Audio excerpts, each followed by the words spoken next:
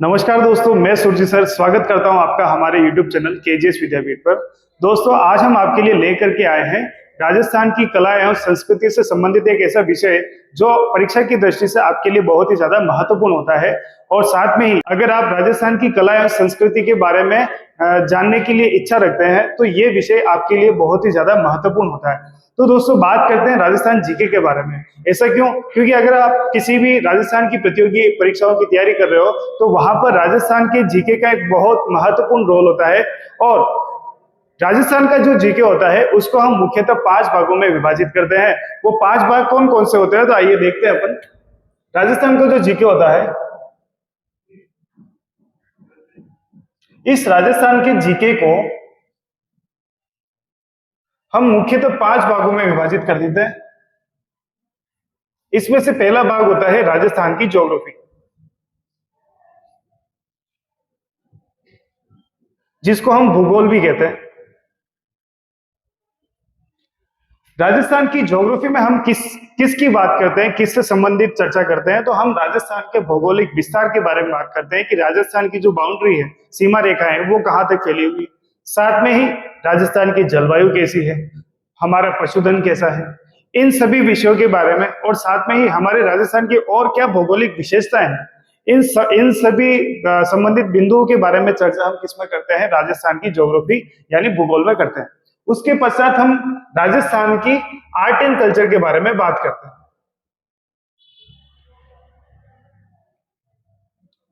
राजस्थान की art and culture मतलब राजस्थान की कला व संस्कृति। राजस्थान के आर्ट एंड कल्चर में हम यहाँ के लोक देवताओं, यहाँ की लोक देवियों, यहाँ के हमारे रीति रिवाज, यहाँ के हमारे वेशभूषा परिधान, यहाँ के दुर्ग, यहाँ की मेले त्योहार, यहाँ की बावड़ियां छतरियां, यहाँ का साहित्य, राजस्थानी साहित्य, इन सभी विषयों में चर्चा अगर बात करें तो इस सब्जेक्ट में या इस विषय में की जाती है। उसके पश्चात हम बात करते हैं थर्ड पार्ट की, जिसको हम हिस्ट्री भी कह सकते हैं, राजस्थान का इतिहास कह सकते हैं।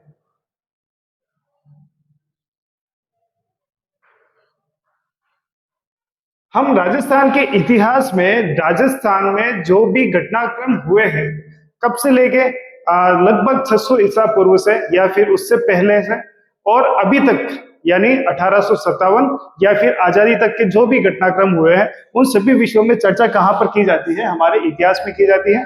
और उसके बाद में हम बात करेंगे राजस्थान की राज व्यवस्था, जिसको हम पॉलिटी से भी लिखते हैं।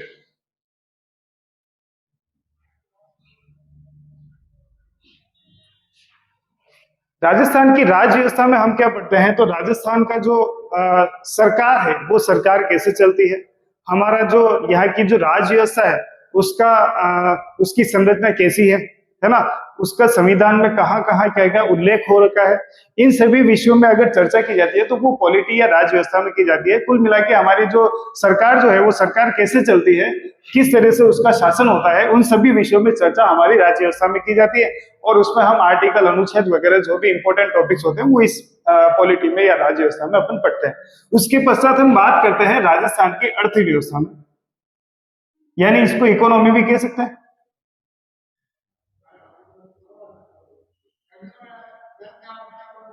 इसे हम अर्थव्यवस्था भी कहते हैं। और अर्थव्यवस्था नाम से ही आपको क्लियर हो रहा होगा कि अर्थव्यवस्था का मतलब होता है हमारे राजस्थान की जो भी बजट वगैरह जो भी आएगा या फिर हमारी जो भी आर्थिक समीक्षा होगी, उन सब विषयों में हम चर्चा कहाँ करेंगे, इकोनॉमी में करेंगे।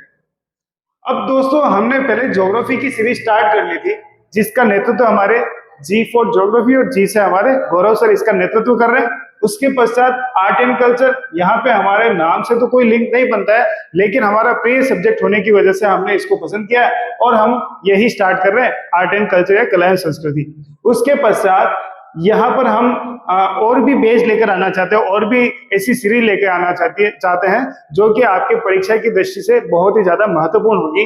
इसीलिए आने वाली जो भी वीडियोज है उनमें भी आप अपना प्यार बनाए रखें और सपोर्ट करें हमें। हमारे जो चैनल जो है उसको सब्सक्राइब करें, लाइक करें और अपने दोस्तों के साथ जो भी वीडियो आते हैं वो शेयर करते रहे, ताकि हमारी जो चैनल की जो रीच होगी वो बढ़ेगी और उससे आपको आने वाले समय में, इससे हमें भी मोटिवेशन मिलेगा और आपको आने वाले समय में इन सभी विषय, हिस्ट्री की यानी राजस्थान के इतिहास से संबंधित जो भी टॉपिक होंगे वो भी कवर कराएंगे, और एक पॉलिटी की भी हम सीरीज लेकर आना चाहते हैं, और इकोनॉमी की भी एक हम सीरीज लेके आना चाहते हैं, जो कि आपके लिए बहुत ही ज्यादा महत्वपूर्ण होगी। तो राजस्थान जी के हम इन सभी सीरीज के माध्यम से कवर करवाना चाहते हैं, बस सहयोग आपका रहना चाहिए। ठीक है सर। अब हम बात करते हैं आर्ट एंड कल्चर के बारे में। हम कला एवं संस्कृति में सबसे पहले टॉपिक क्या चूज करने वाले हैं, तो हम बात करने वाले हैं लोक देवताओं के बारे में। लोक देवता क्या होते हैं, इनका क्या महत्व है, इनका हमारी सांस्कृतिक तरीके से क्या महत्व है, और हमारी परीक्षा की दृष्टि से क्या ये हमारे लिए महत्वपूर्ण होते हैं, उन सभी विषयों में हम आगे स्लाइड पे चर्चा करते हैं। दोस्तों अब हम बात करते हैं राजस्थान के लोक देवता के बारे में, जो कि हमारा राजस्थान की कला एवं संस्कृति का सबसे पहला टॉपिक आता है। हमने इससे प्रारंभ करने का क्या विचार बनाया, क्योंकि जब भी हम कोई भी शुभ कार्य करते हैं तो हमें सबसे पहले किसको, देवताओं को निमंत्रण देना चाहिए, और हम भी उसी और अग्रसर होते हुए आज राजस्थान के लोक देवता से ही हमारी सीरीज स्टार्ट करने वाले हैं। दोस्तों बात करते हैं राजस्थान के लोक देवता की। लोक देवता किसे कहते हैं, तो ऐसे लोग जिन्होंने हमारी जनमानस के लिए या फिर गौ रक्षा के लिए, अगर हम पुराना इतिहास उठाकर देखें तो हमारे जो भी पूर्वज रहे थे उन्होंने क्या किया था, उन्होंने या तो गौ रक्षा के लिए या फिर जन सेवा के लिए अपना सारा जीवन समर्पित कर दिया था, या फिर अपने प्राण न्यौछावर कर दिए थे। तो ऐसे महान पुरुषों को हम लोक देवता के रूप में पूजते हैं। आप जो भी देवता पढ़ोगे उन देवताओं के बारे में अगर देखोगे तो कोई ना कोई एक ऐसा पॉइंट निकल के आएगा जो कि आपको क्या करेगा, आपको खुद को श्रद्धा से झुकने के लिए मजबूर कर देगा। उसमें अगर हम एक एग्जाम्पल के तौर पर देखें तो घोघाजी चौहान, जिन्होंने गायों की रक्षा के लिए अपने प्राणों को न्यौछावर कर दिया था। ऐसे पाबू राठौर, जिनकी शादी में फेरे के समय उन्होंने अपने फेरों को भी छोड़कर और गायों की रक्षा के लिए उन्होंने अपने आप को वीर गति को प्राप्त किया था। इसके पश्चात अगर आप देखते हो रामदेव जी, जिनको अपन सांप्रदायिक सौहार्द के प्रतीक मानते हैं, हिंदू मुस्लिम सौहार्द, और साथ में ही वो जातिगत जो भेदभाव, जो समाज में कुरीतियां थी, उनको मिटाने के लिए भी उनको जाना जाता है। हड़बूजी सांकला, जिनको अपन गायों की रक्षा के लिए या फिर आजीवन गायों को समर्पण के लिए जाने जाते हैं। ऐसे बहुत सारे लोक देवता हैं जिनके बारे में हम इस विषय में या फिर इस टॉपिक में हम चर्चा करने वाले हैं। तो सबसे पहले हम बात करते हैं एक अच्छे से दोहे के साथ में। उस दोहे को हम स्टार्ट करते हैं कि पाबू हड़बू राम ने, पाबू हड़बू राम दे मांग लिया मेहा, मांग लिया मेहा, पांचू पीर पधार जो,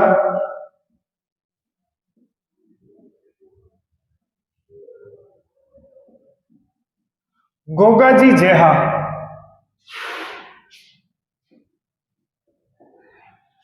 यहां से हमें क्या चीज सीखने को मिलती है, हमें कुछ न कुछ यहां पर पता चलता है कि हम यहाँ पर कुछ पीर देवताओं के बारे में बात कर रहे हैं। तो अभी हमारा जो टॉपिक होने वाला है वो पंच पीरों से संबंधित है। पंच पीर अगर मैं कहता हूं तो यहाँ पर आपको ध्यान पड़ जाता है या फिर आपको समझ में आ जाता है कि हमारे जो पीर देवता जो होते हैं वो कितने होते हैं, 5 होते हैं। पीर देवता किसे कहते हैं सर, एक विषय, एक यहाँ से एक प्रश्न यहाँ से भी निकल के आता है कि पीर देवता क्या होता है। तो पीर उन लोक देवताओं को कहा जाता है जिन्होंने सांप्रदायिक सौहार्द के लिए अपना जीवन समर्पित किया था, या फिर ऐसे लोक देवता जिनको हिंदू व मुस्लिम दोनों ही धर्म के लोग अगर पूजते हैं या फिर वो सांप्रदायिक सौहार्द के प्रतीक होते हैं, तो उन देवताओं को, उन लोक देवताओं को हम क्या कहते हैं, हम पीर देवता मानते हैं। अब हम बात करते हैं इस दोहे से अपने को पता चलता है कि पीर कौन कौन से होते हैं। पीर जिसे हम बोल रहे हैं, पंच पीर, जिसका हम टॉपिक भी लेके चल रहे हैं, इन पंच पीरों में हमने किस किस को शामिल किया है। तो उसमें से सबसे पहले आते हैं हमारे पाबूजी। पाबूजी राठौड़ वंश से संबंधित है। तो इससे हमें थोड़ा बहुत, अगर आपने इतिहास की जानकारी है, तो राठौड़ वंश कहां से संबंधित है, तो राठौड़ वंश हमारे जोधपुर से संबंधित है, इतना आपको याद आ जाता है। अगर बाद में और इसके बारे में चर्चा करेंगे, लेकिन फिर अपन सेकंड हमारे पास में पीर देवता कौन आ जाते हैं, पीर भगवान कौन आ जाते हैं, हड़बूजी आ जाते हैं। तो हड़बूजी कौन थे, तो हड़बूजी भी सांकला, हड़बूजी कौन थे, हड़बूजी सांकला थे। फिर उसके पश्चात आ जाते हैं रामदेव। रामदेव का मतलब होता है रामदेव जी।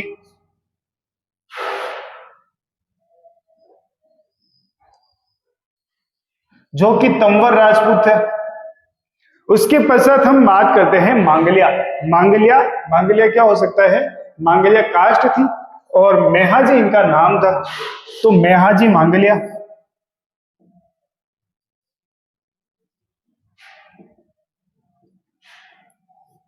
उसके पश्चात पांचू पीर। पांचू पीर तो अपने को पता है कि पीर पांच है। और उसके पश्चात लास्ट अपने पास में नए पीर देवता आते हैं, वो है गोगाजी चौहान।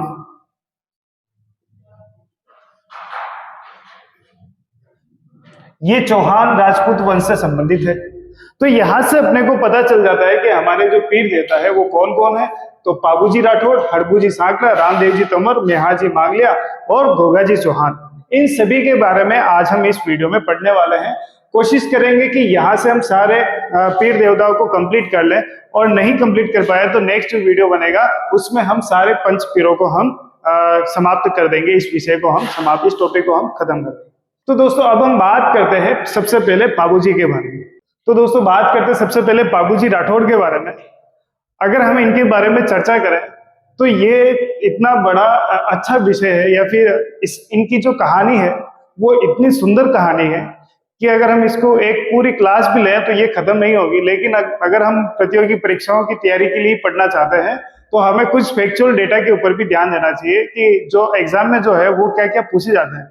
कुछ कुछ कहानी हम डिस्कस करते हैं, लेकिन अगर हम सबसे पहले बात करते हैं पाबूजी राठौड़ के बारे में, तो पाबूजी राठौड़ का जन्म जो होता है, ऐसा माना जाता है कि इनका जन्म एक अप्सरा के गर्भ से हुआ था। इस वजह से पाबूजी राठौड़ बहुत ही लोक देवताओं में सबसे सुंदर राजकुमार या फिर सबसे सुंदर लोक देवता के रूप में पाबूजी को जाना जाता है। और ये इनका जन्म जो होता है, इनका जन्म होता है कोलूमंड जगह पर। इनका जन्म स्थान माना गया है कोलूमंड, जो कि पहले जोधपुर में आता था। हालांकि जब गहलोत सरकार के द्वारा जब नए जिलों की घोषणा की गई थी, तब ये जो कोलूमंड वाला जो भाग था वो फलौदी में जा चुका है। अगर पूर्व के हिसाब से लिखते हैं तो आप जोधपुर लिख सकते हैं, और अभी हाल वर्तमान के हिसाब से आप इसको फलौदी में रख सकते हैं। उसके पश्चात इनके पिताजी का नाम राव धांधल जी था। ये राव धांधल राव दुहड़ के, जिन्होंने राठौड़ वंश की जो कुल देवी है नागनेची माता, उनकी स्थापना करी थी। कर्नाटक से मूर्ति लेकर के आए थे नागनेची माता की, और उसकी जो स्थापना करी थी उनके पिताजी के बड़े भाई थे, जिनको अपन राव दुहड़ करके जो शासक हुए थे, मारवाड़ के एक शासक हुए थे राव दुहड़।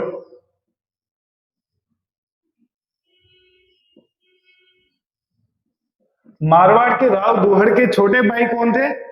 पाबूजी के पिताजी, जिनका नाम था राव धांधल।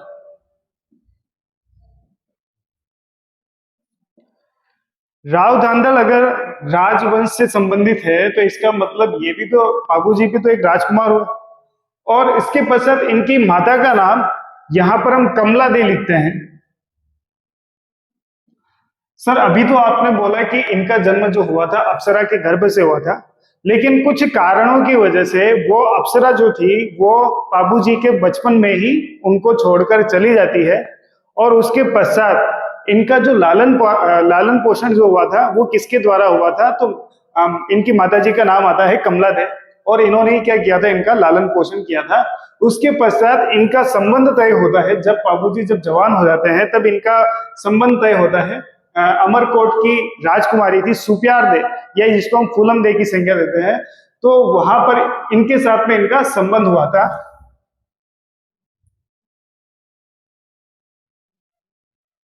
सुप्यार दे या फिर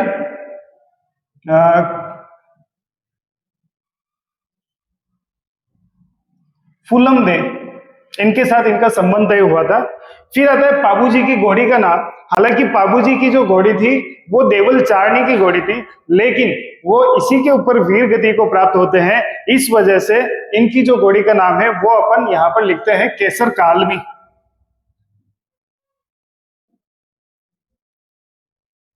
केसर कालमी।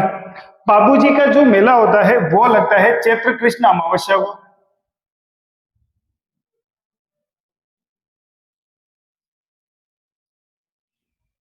और उसके पश्चात इनकी जो प्रमुख मित्र निकल के आते हैं, जैसे अभी हम केजीएस टीम में हम 3 मित्र हैं।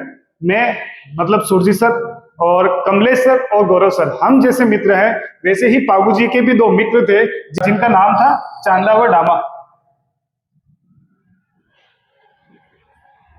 तो दोस्तों ये तो हो गया सारा फैक्चुअल डेटा जो आपके एग्जाम में पूछा जाता है, और यहीं से होकर आपका कोई ना कोई एक क्वेश्चन बैठ जाता है।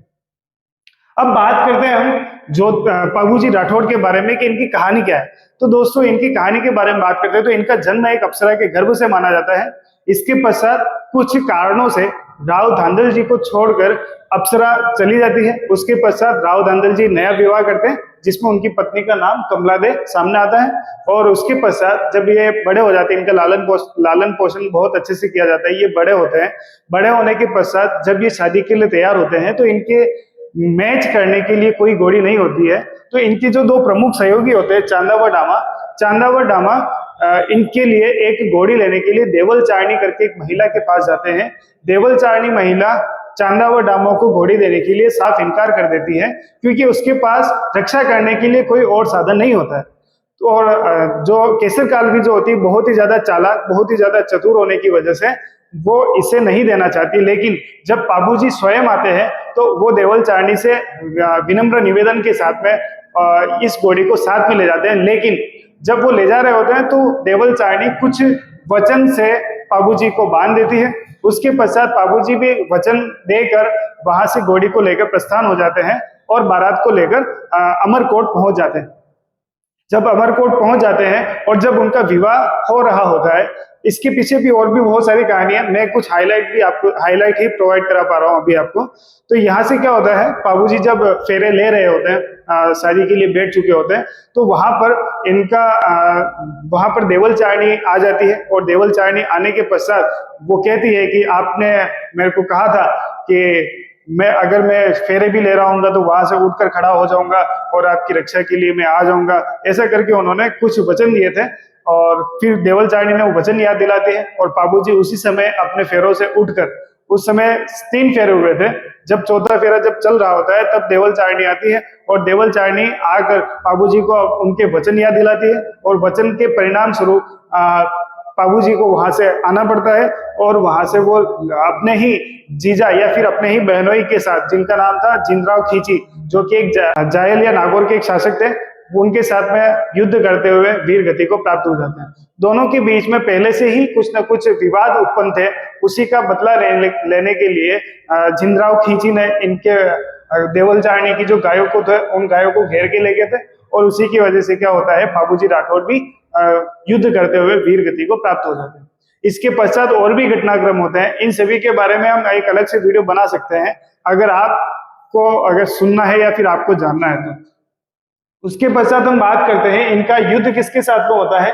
इनका युद्ध होता है इनके ही बहनोई के साथ में, जिनका नाम था जिंदराव खींची। जिंदराव खींची के साथ में इनका युद्ध होता है, जो कि इनके क्या थे, बहनोई थे, बाबूजी राठौड़ के बहनोई थे। और कहां पर ये वीर गति को प्राप्त होते हैं, तो देचू नामक जगह पर। देचू कहां है, जोधपुर में है। जोधपुर में क्या होते हैं, ये वीर गति को प्राप्त हो जाते हैं। इस घटनाक्रम में बाबूजी के बड़े भाई बूढ़ो जी और स्वयं बाबूजी दोनों ही वीर गति को प्राप्त हुए। और कुछ समय के बाद में जब इनके बूढ़ो जी के जो पुत्र थे जोरड़ा जी, उन्होंने क्या किया था, उन्होंने फिर इस घटनाक्रम का बदला लिया था, जिसको हम बाबा बालकनाथ के नाम से भी पूछते हैं। तो उन्होंने इस घटनाक्रम का बदला लेते हुए जिंदराव खींची की हत्या कर दी थी। अब ये कहानी जो थी, ये कहानी बहुत ही ज्यादा मार्मिक है। अगर आपको सुनना है तो आप बिल्कुल कमेंट बॉक्स में पिन करें इस मैसेज को, तो मैं आपके लिए एक अलग से एक वीडियो लेकर के आऊंगा, तो उसमें हम ये पूरी कहानी को अपन चर्चा में लेके आएंगे। और उसके बाद में और कुछ घटनाक्रम देखते हैं। तो मारवाड़ के क्षेत्र में ऊंट लाने का श्रेय हम इन्हीं को, बाबूजी को जाता है, क्योंकि इनकी जो भतीजी थी केलम दे, उस केलम दे के विवाह में इन्होंने ये ऊंट जो थे उन ऊंटों को क्या किया था, गिफ्ट किया था। इसीलिए इनको मारवाड़ के क्षेत्र में ऊंट लाने का श्रेय भी जाता है। जब प्लेग हमारे यहाँ पर फैला था, राजस्थान में जब प्लेग आया था या फिर ऑल ओवर जहां पर भी प्लेग आया था, तो उस समय इनको प्लेग रक्षक देवता के रूप में भी पूजा जाने लगा। फिर आती है रायका रेवारी जाति के आराध्य देव। अब ये रायका और रेवारी जाति कौन है, तो ये ऊंट पालती है। क्या करती है, ये ऊंट पालती है। मारवाड़ के क्षेत्र में ऊंट लेकर आ रहे हैं। ऊंट कौन पालता है, तो रायका या रेवारी जाति के लोग पालते हैं। इस वजह से उनके आराध्य देव कौन हो जाते हैं, पाबूजी हो जाते हैं। उसके पश्चात इनको शरणागत रक्षक भी कहा जाता है, क्योंकि इन्होंने गुजरात के जो 7 थोरी भाई थे, उन 7 थोरी भाइयों की रक्षा करी थी। वो यहाँ पर आए थे, गुजरात के जो शासक थे उनसे परेशान होकर वो यहाँ आते हैं और यहाँ आकर उनको पाबूजी शरण देते हैं। इस वजह से इनको शरणागत रक्षक के लिए भी पूजा जाता है। उसके पश्चात पाबूजी की फड़ बेल या नायक जाति का भोपा रावण हत्ता नामक वाद्य यंत्र पर बासा है।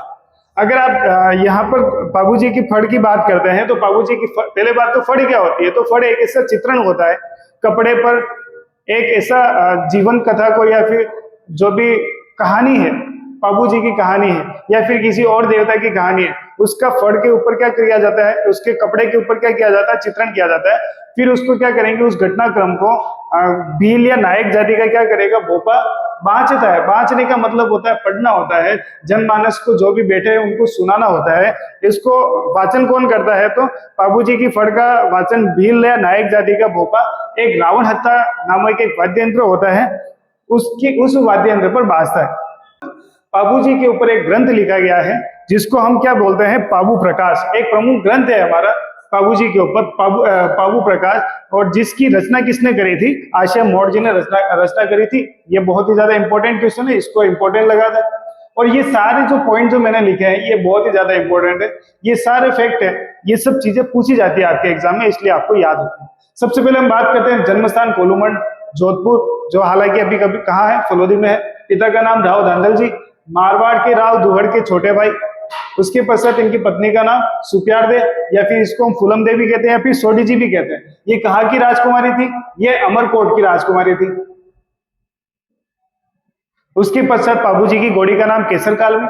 पाबूजी का मेला चैत्र कृष्ण अमावस्या को। प्रमुख सहयोगी कौन थे इनके, चांदावा डामा। ठीक है, अब इसके बाद में हम बात करते हैं रामदेव जी के बारे में। तो दोस्तों अब हम बात करते हैं रामदेव जी के बारे में। रामदेव जी का जो जन्म स्थान है वो माना जाता है उडू कश्मीर। उडू कश्मीर ये बाड़मेर से लगभग 5 किलोमीटर की दूरी पर अवस्थित है। इनकी माता का नाम था मैणा देव। इनके पिताजी का नाम था अजमाल जी।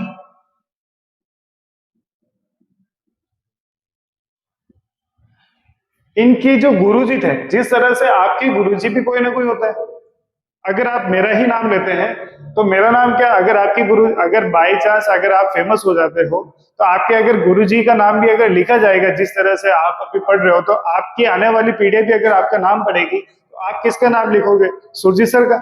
उसी तरह इनके जो गुरुजी थे, उनके गुरुजी का नाम था बालीनाथ जी।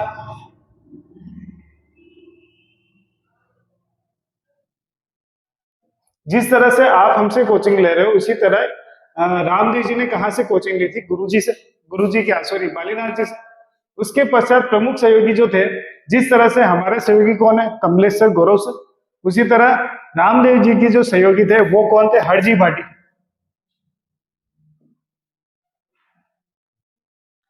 इनकी जो धर्म बहन थी, उन धर्म बहन का नाम था डालीबाई।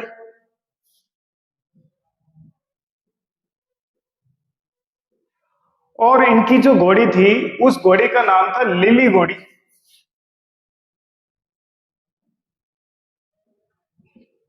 या फिर लीला घोड़ा, है ना।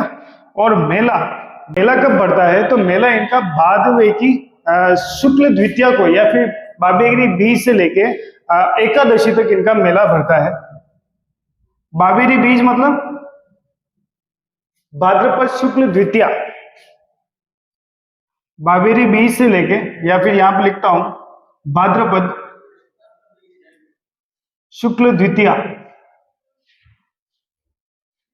से लेकर एकादशी तक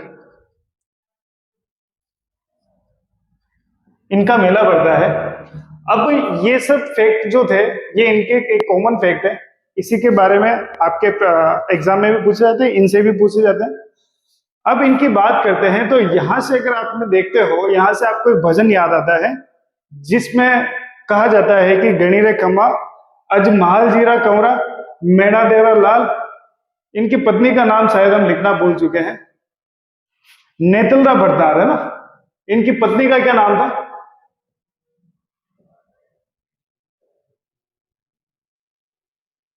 नेतल दे।